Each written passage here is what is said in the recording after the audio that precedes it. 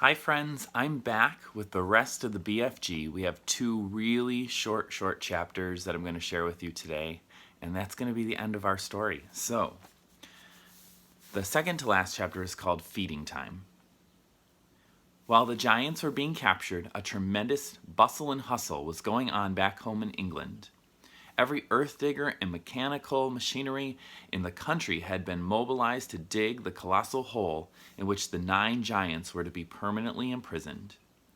10,000 men and 10,000 machines worked ceaselessly throughout the night under powerful arc lights, and the massive task was completed just only in time. The hole itself was about twice the size of a football field and 500 feet deep. The walls were perpendicular, and engineers had calculated that there was no way a giant could escape once he was put in. Even if all 9 giants were to stand on each other's shoulders, the topmost giant would still be some 50 feet from the top of the hole. The 9 giant-carrying helicopters hovered over the massive pit. The giants, one by one, were lowered to the floor. But they were still tussled up, and now came the tricky business of releasing them from their bonds. Nobody wanted to go down and do this because the moment a giant was freed, he would be sure to turn on the wretched person who had freed him and gobble him up. As usual, the BFG had the answer. "I has told you," he said, "giants is never eaten giants, so I is going down and I shall untie them myself before you can say Rack Jobinson." With thousands of fascinated spectators, including the Queen, peering down into the pit, the BFG was lowered on a rope. One by one, he released the giants.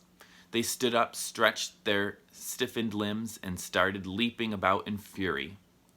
"Why is they putting us down here in this grob sludging hole?" they shouted at the BFG. "Because you is guzzling human beings," the BFG answered.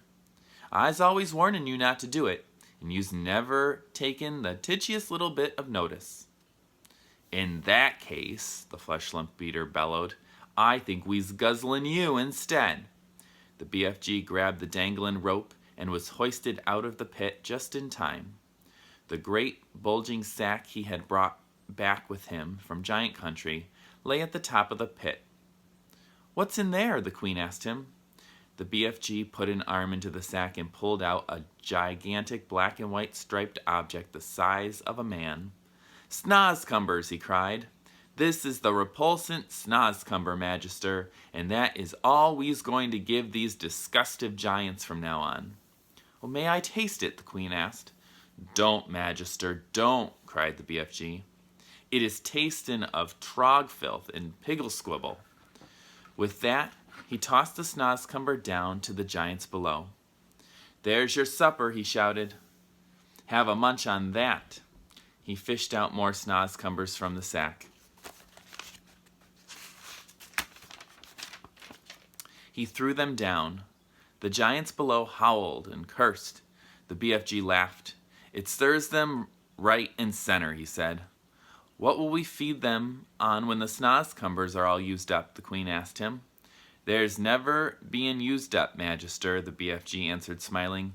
"I's also bringin' in this sack a whole bungle of Snozcumber plants, which I is given, with your permission, to the royal gardener to put in the soil.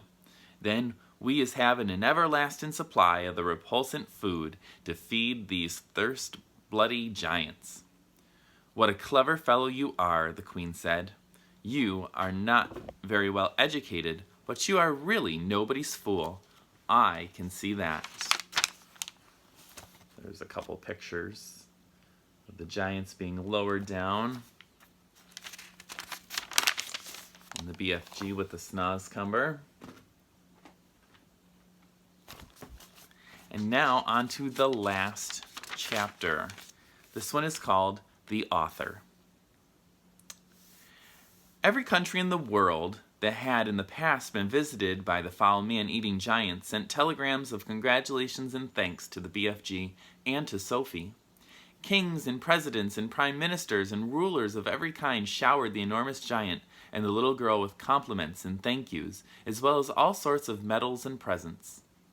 The ruler of India sent the BFG a magnificent elephant, the very thing he had been wishing for his whole life. The king of Arabia sent them each a camel. The Lama of Tibet sent them a llama. Wellington sent them 100 pairs of wellies each. Panama sent them beautiful hats. The king of Sweden sent them a barrel of sweet and sour pork. Jersey sent them pullovers. There was no end to the gratitude of the world. The queen herself gave orders that a special house with tremendous high ceilings and enormous doors should immediately be built in Windsor Great Park, next to her own castle, for the BFG to live in, and a pretty little cottage was to be put up next door for Sophie. The BFG's house was to have a special dream storing room with the hundreds of shelves in which he would put his beloved bottles. What is more, he was given the title of the Royal Dream Blower. He was allowed to go galloping off to any place in England on any night of the year to blow his splendid fizz wizards in through the windows of sleeping children. And letters poured into his house by the millions of children begging him to pay them a visit. Meanwhile, tourists from all over the globe came flocking to gaze down in wonder at the 9 horrendous man-eating giants in the great pit. They came especially at feeding time, when the snozcumbers were being thrown down to them by the keeper.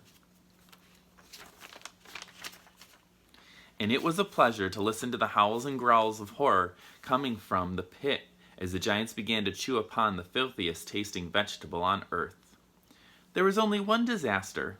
3 silly men who had been drinking for lunch decided to climb over the high fence surrounding the pit, and of course, they fell in. There were yells of delight from the giants below, followed by the crunching of bones. The head keeper immediately put up a big notice on the fence saying, "It is forbidden to feed the giants." And after that, there were no more disasters.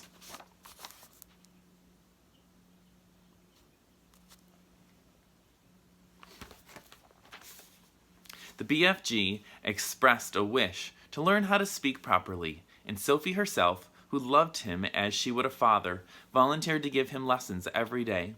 She even taught him how to spell and to write sentences, and he turned out to be a splendid, intelligent person. In his spare time, he read books. He became a tremendous reader. He read all of Charles Dickens, whom he no longer calls Dull's Chickens, and all of Shakespeare and literally thousands of other books. He also started to write essays about his own past life. When Sophie read some of them, she said, "These are very good. I think perhaps one day you could become a real writer." "Oh, I would love that," cried the BFG. "Do you think I could?" "I know you could," Sophie said. "Why don't you start by writing a book about you and me?" "Very well," the BFG said. "I'll give it a try." And so he did. He worked hard on it, and in the end, he completed it. Rather shyly, he showed it to the Queen. The Queen read it aloud to her grandchildren. Then the Queen said, "I think we ought to get this book printed properly and published so that other children can read it." This was arranged, but because the BFG was a very modest giant, he wouldn't put his own name on it. He used someone else's name as the author instead. But where, you might ask, is this book that the BFG wrote? Well, it's right here. You've just finished reading it. So it turns out that the entire time, the author of this story is the BFG himself. And that's the end, friends. It's been great fun reading this book to you, and I'm so glad that I was able to share this with you at the end of our year. And I hope you enjoy a wonderful summer ahead, and I look forward to seeing you all in the upcoming school year. Take care. Bye-bye.